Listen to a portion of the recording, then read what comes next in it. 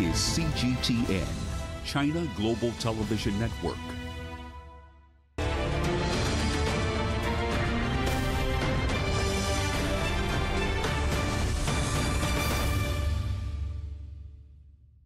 China's overarching national goals have been to become an innovative nation by 2020, reach front ranks of innovative countries by 2035, and be a global scientific power by 2050. China has achieved the 2020 goal. For example, Chinese entities now lead the world in the number of patents filed, although quality, while improving, still lags. Insight into how China intends to achieve the 2035 and 2050 goals comes from its 14th five-year plan, 2021 to 2025, which sets strategies and implements policies. In addition, given U.S. sanctions and pressures and threats to decouple science and technology, China is laser-focused on self-reliance and indigenous innovation. Highest priority goes to artificial intelligence, AI, as the core engine driving what China calls its new development stage. The vision is to transform China's economy by embedding AI in all aspects of industry and commerce, and to leverage China's advantage in big data. What are AI's opportunities and challenges, risks and rewards? What about data security and personal privacy? We visit a leading AI company that is empowering and transforming offline retailers and public spaces, a $6 trillion market that suffered during the pandemic. I speak with its CEO founder to get closer to China.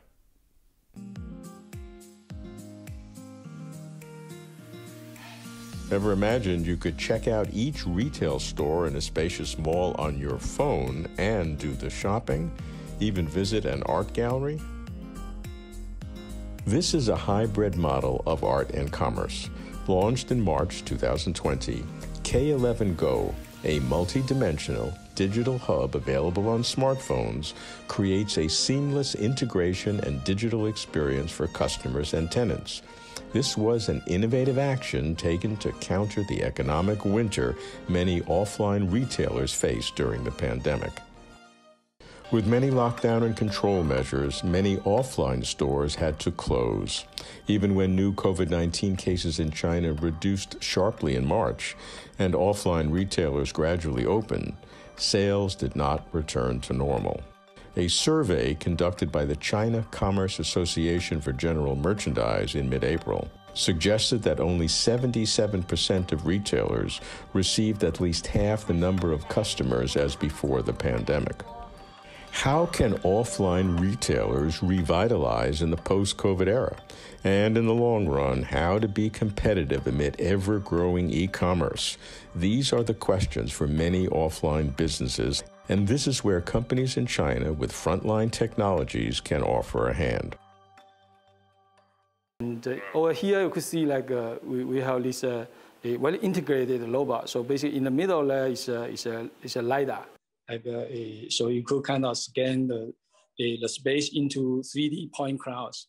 In the background, you could see that's actually our kind of a 3D reconstruction of one of the shopping malls in Guangzhou. And you could see you could kind of get a very accurate a 3D reconstruction of this very, very big space.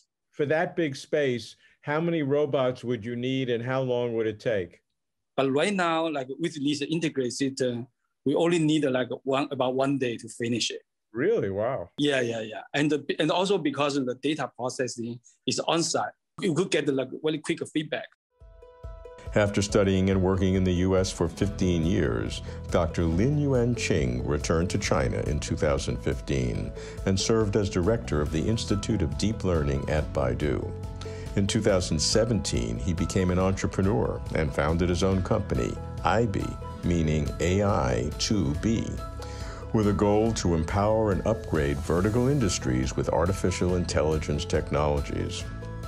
Although nowadays we feel like e-commerce is super powerful, but if you look at the total retail market last year in China, e-commerce only 1/4 of the total. So basically offline is still 3 times bigger than online. But for this offline business, it's still like the AI and these AI related applications is quite empty now.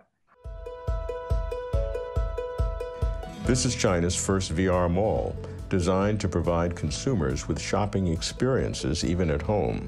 It enables new opportunities for malls and retailers to engage consumers throughout their buying decision journeys. In the era of digitalization, retail industry needs to reinvent itself.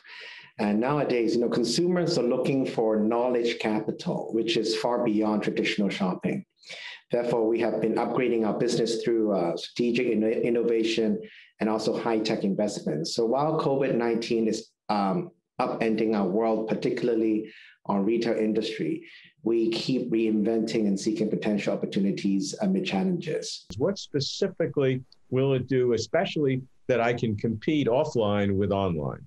Basically, like we are providing a very comprehensive suite of solutions for the shopping mall. So with this data, they could do 2 things here. So one thing is to help the management. So for example, right now, they would know, let's say, how many people come into my shopping mall every day, and how many people actually go to the first floor and also go to the second floor. So they would help match like the data to help them on the management side, right? And this actually is very similar to the way the people managing an online business, right? If you have online business entity, they would have those EVs and PVs.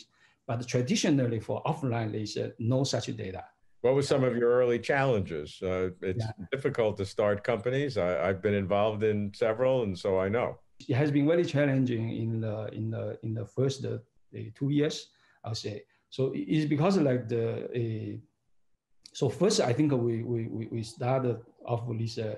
So our mission, like we try to kind of upgrade the industry, right? So the second thing is actually once we know the industry, we need to figure out like what kind of solution, and it typically need to be very comprehensive solution and to be good enough for like upgrading the industry, right?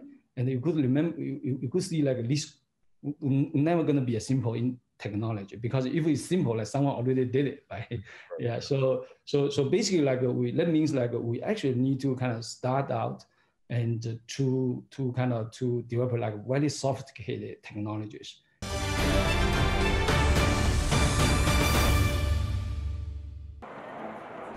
This is Beijing Capital International Airport, the busiest airport in China and the second busiest in the world. Due to the pandemic, it doesn't see as many passengers as before. This touch-free biometric checkpoint enables quicker transit. To many passengers who need to travel, a contactless experience is what they're looking for. We have applied image recognition technology to more accurately grasp the number of passengers entering and leaving the terminal. We've also implemented a facial recognition system to identify suspected cases, their close contacts, and their trajectories more quickly and accurately. This enables us to have a faster response during the pandemic. Biometric checkpoints, automatic gates, self-bag drop stations. These artificial intelligence infrastructures improve processing efficiency, also shorten queuing time, and allow for more social distancing among passengers.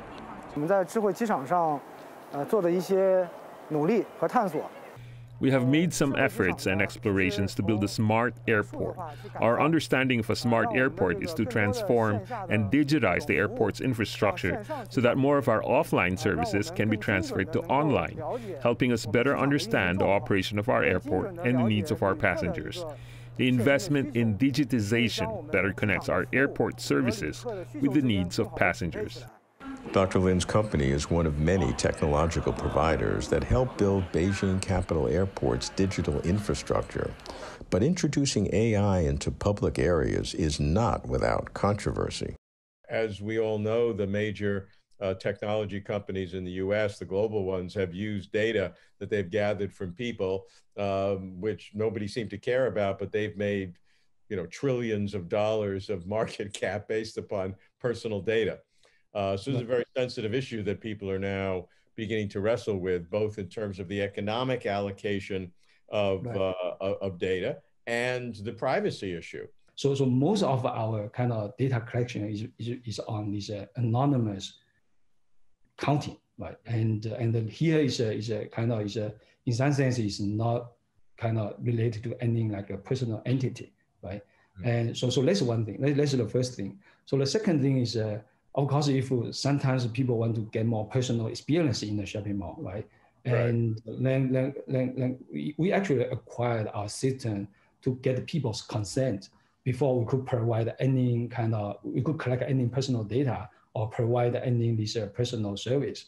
We also try to have very strict process to process those data. So for example, we actually kind of work with the BSI, so British like a standard institute, and to get this ISO 27701 and to get this a certificate. So basically it's an international standard of this data privacy. We also kind of try to do something like very different from internet. So the one kind of big issue for internet data privacy is anything happen at a certain corner of the world, whole world gonna know it, right? So that's terrible, right? And so what we try to do is like even like the data we collect in this shopping mall, even stay in this shopping mall. So we make the data like very, very local.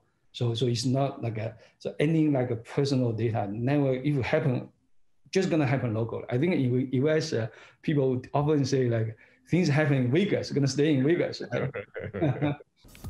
AI is being implemented at rapid speed in a variety of sectors, but no industry has been through more upgrades than the automotive industry.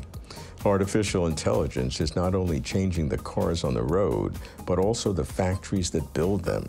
With over 90 million motor vehicles produced worldwide in 2019, and with China being the largest passenger car manufacturer, it's no wonder enterprises are seeking out ways to enhance productivity. 现在呢，我们所处的时代是第四次工业革命。 We've entered the fourth industrial revolution, and its core is artificial intelligence. Big data is the driving force of AI's development. The rise of intelligent electric vehicles has led to several revolutions. Firstly, some basic aspects of a car, such as the electric intelligent network, have been upgraded. Secondly, the manufacturing process needs to be fully digitized. Thirdly, our marketing model has some changes. And last but not least, the energy solutions have been updated. From research and development to manufacturing and retail, we here at ION aim to do it all digitally in order to accommodate growing technologies and the quick turnover of models. An integrated electric drive unit that can enable vehicles to sprint from 0 to 100 kilometers per hour within 2 seconds. A super-fast charging battery that can be recharged to 80% capacity in 8 minutes. This marque, founded in 2017 under Guangzhou Automotive Group, has a patent portfolio of nearly 1,500 projects in new energy resources and intelligent internet connections. 我们 ION 系列的车 The ION series uses our exclusive aluminum alloy, a globally leading technology. In the past, we used 3-in-1 motors, and now they've been upgraded to 4-in-1 motors. We're also using other outstanding technologies such as Level 1 autopilot technology, 5G applications, and intelligent cockpits. We either invented all these technologies independently or collaborated with our partners. We own our intellectual properties and would not copy or steal from others. In the Global Innovation Index, released by the World Intellectual Property Organization, China's ranking jumped from 29th in 2015 to 14th in 2020. But a widely held view is that China can somehow steal its way into prosperity. A 2017 U.S. report claimed that Chinese IP theft has cost the United States from $225 billion to $600 billion a year. China's had a history of less than appropriate protection of intellectual property over a long period of time. It's been getting very much better. So how do you see that? And I want to make it a two-part question. One is intellectual property rights in China. I remember like when was in like around 2000, it's all like free movies, free music on the internet in China, right? Right. But nowadays, if you go to the internet in China, it's all kind of paid. So people are really get used to pay money for watching movies on internet or listen to music on internet.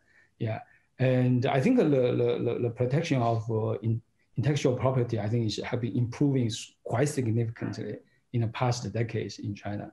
Yeah, and also I think so I also have a first-hand feeling that in terms of this IP protecting, right? So for example, right now in China, we can invest huge in this technology innovation, right? Like lots of like VC fundings, right? And also the government also put big emphasis on this technology innovation, right? I think this actually is very natural that I think China as a society. Let's go to the second part, which is this trade-off between the rights of the public and society, which in a sense, gave you your milieu and your environment to do your work, and you're the people. Society has contributed to what you've become, what everybody has become. On the other hand, you need to have your patents so that the investors will invest money. So how do you deal with that trade-off? Yeah, I think for lots of things related to, roughly speaking, in my opinion, for things that are more related to kind of a fundamental scientific research, for those, I think it's better to do this open source. So that because many of those technologies are still in early stage, and lots of trial and error, right? And we actually need to involve many people to do all different type of experiments, right? The things that kind of really close connected to the systems that sell money, for example. Then for those, it's very difficult to make it open source, because then if they make it open source, then probably they will not profit from that, right? Because people are going to copy it very easily. Then probably they're going to lose money to do further kind of innovation. Right. So I think roughly speaking, I think for the things that are more fundamental and more scientific, but when we go further to the application and more engineering, and so those I think will go kind of less kind of open source. Are there some dangers ahead that the society should be concerned about with the proliferation of AI? What are the biggest concerns that you think society should have? I think as a researcher, and also is a kind of a community, these AI community leaders, one of those kind of technology leaders, right? And I feel like actually it's very important for every individual to make the technologies very responsible for the community. For example, like people often say that when you have more power, you need to feel more responsible, right?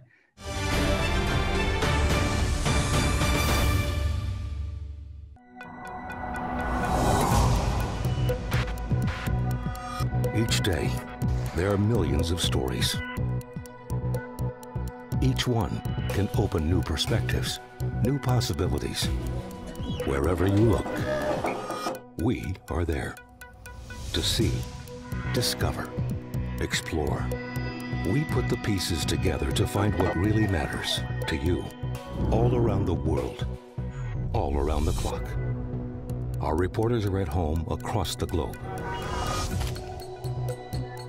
From our headquarters in Beijing and production centers in Washington, Nairobi, and London, China Global Television Network.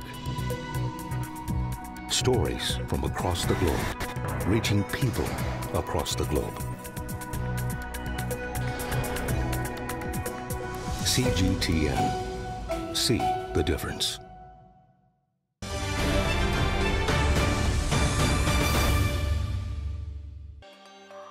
This science and technology park sets its goal to attract leading artificial intelligence companies in China and from around the world. It is the latest branch of the Zhongguancun Park, widely known as China's Silicon Valley. Founded in 1980, Zhongguancun Park is a technological hub in Beijing. Only companies that guarantee at least half of their revenue is from high-tech products or services can cite their headquarters here. 第一个呢，还是看这个企业它的是否有自己的核心的这样的一个技术。 The first is to see whether the enterprise has its own core technology, which is a necessary condition for them to enter the park. Second, we need to see whether the enterprise itself has a growth potential. Growth potential refers to technology with a specific application field and a targeted market instead of only being used in a laboratory. We have a well-rounded system of evaluation, including a company's founder team, senior management team, financial team, and more. Nationwide, China has established over 160 technological innovation parks, which have become drivers of the country's economic development. High-tech companies here enjoy preferential policies such as tax exemptions. 首先呢，我们会围绕着这个具体的产业方向。 First of all, we will focus on the specific direction of the industry and any challenges in the industry's development in order to collectively solve these problems. Some problems we face now include financing, talent introduction and retention, and promotion of case studies in more projects. Enterprises have the need for complete development. But insiders say the government needs to do more in supporting small and medium-sized technology enterprises. The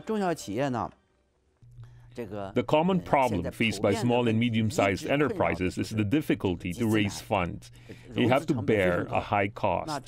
The government needs to have more planning and better planning. On the other hand, in terms of financial knowledge, there should be more institutional arrangements suitable for small and medium-sized enterprises. By developing these, the enterprises can feel empowered to innovate and grow. To drive modernization through innovation and technological advancements not only needs government support for individuals and companies, but also a more conducive environment for scientists to conduct research. Xue Lan, Dean of Schwarzman College at Tsinghua University, is noted for his work in science, technology, and innovation policy. How about the relative importance of basic science? If China wants to continue to move forward in the S&T field, in the innovation field, there's a need to build a stronger foundation in basic research in order to really to become at the front runner in applied field. So I think that's sort of one side.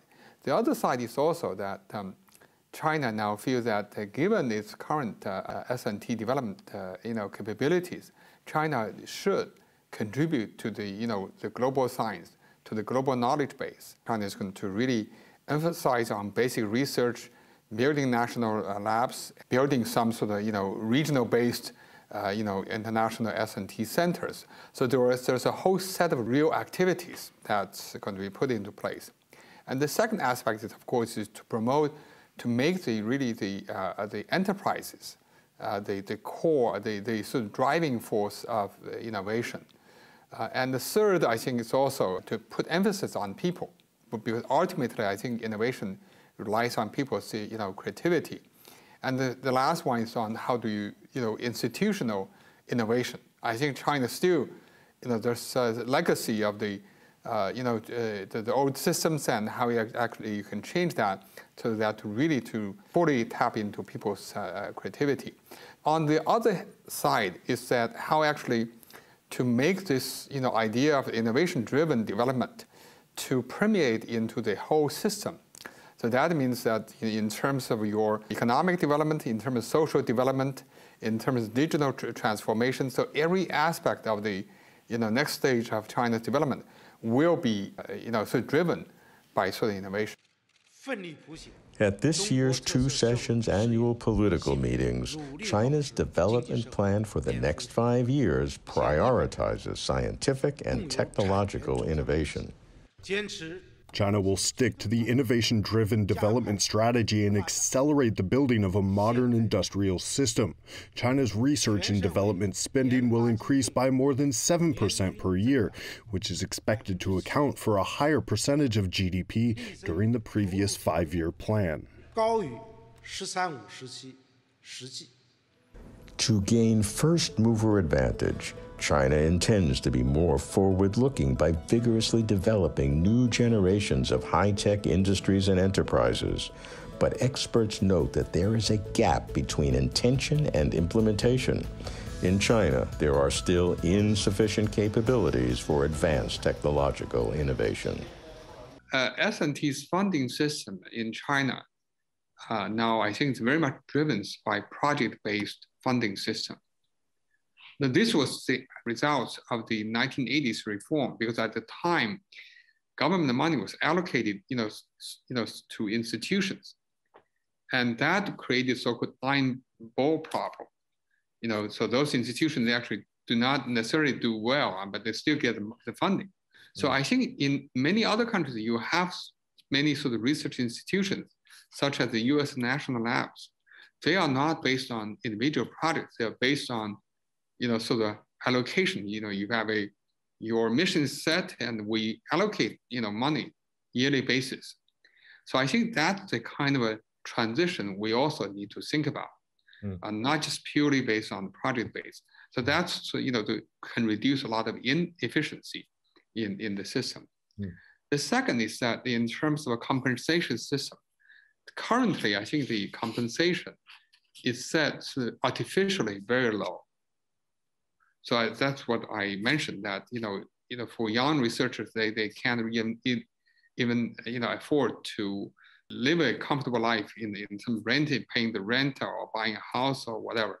If in order to get enough pay, you really have to work hard to generate short-term outputs in terms of publishing 3 or 4 or 5, 6 papers a year in order to really get that additional payment. So that system also need to change. And the third is that also people, say move from university to industry, or move back from industry to the university. That's very hard. So people, cannot easily flow from one place to another. And that also, I think, prevented good ideas from flowing from from industry to academia, academia to industry. So those are some of the issues that I think, that need to be fixed. While it is the National People's Congress, China's legislature, that finalizes and authorizes the country's 14th five-year plan, 2021 to 2025, it was the CPC Central Committee that set the framework at the 5th plenum of the 19th National Congress in October 2020, establishing a new development stage, philosophy, and paradigm. The demarcation is between 2020, which was the advent of the moderately prosperous society, and 2021, which begins the long-range 15-year plan to 2035 and 30-year plan to 2050, when China intends to become a fully modernized socialist nation. Certainly, the new development stage, philosophy, and paradigm require scientific and technological innovation, giving highest priority to artificial intelligence, including machine learning and big data, along with semiconductors, quantum computing, life sciences and biotechnology, and new materials. Applications stress the digital economy, 5G, intelligent manufacturing, healthcare, alternative energy, new energy vehicles, and space sciences, among others. China plans to spend $1.4 trillion during the next 5 years in key scientific sectors. There are challenges. When government funding is huge and time periods short, resources can be misallocated to well-connected but poorly equipped enterprises, causing inefficiencies, waste, distraction, and disappointment. There are old problems, such as intellectual property protection, and new issues, such as data privacy and AI-driven unemployment. That's closer to China.